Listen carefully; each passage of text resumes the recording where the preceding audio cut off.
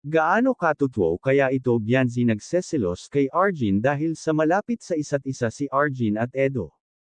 Bago ko ipagpatuloy ang maiksing reaction video na ito hiling ko lang na patapusin ang panunood nito para malaman ang nilalaman nito at kung bago ka pa lang sa munting channel na ito paki-subscribe para lagi kang updated sa video ng mga kalingap. At pakisuportahan natin ang ama ng kalingap na si Val Santos Matubang Ate Edna Vlog at si Kalingap Rab. Isang mapagpalang araw sa inyong lahat mga kalingap at shoutout nga pala sa patuloy na sumusuporta sa aking YouTube channel lalong-lalo na sa mga viewers natin na walang sawang nanunood at sumusuporta salamat.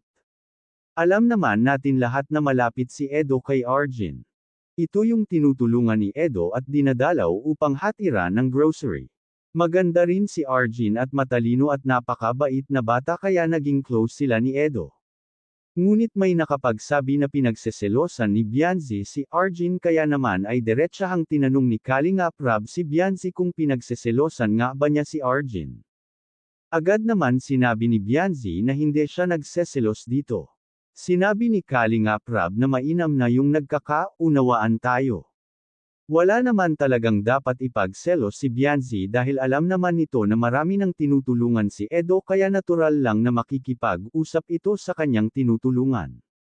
Sinabi pa nga ni Bianzi kay Kalingap Rab na nanonood siya sa mga vlog ni Edo kaya naiintindihan daw niya ang sitwasyon ni Edo. Talagang mabait na bata itong si Bianzi kahit teenager pa lang siya ay napaka-matured mag-isip nito. Ito rin kasi ang katuwang ng nanay niya sa paglalabada at namulat na ito sa kahirapan, pero minsan pag tinitingnan ito ni Kalingap Rab parang hindi naghihirap sa buhay kasi palangiti ito at hindi mareklamo, kaya nga masabi ito ni Kalingap Rab kay Bianzi na kahit naghihirap ay hindi masyado halata kasi maganda ka pa rin. Hanggang dito na lang ang update ko mga kalingap, maraming salamat at God bless sa inyong lahat.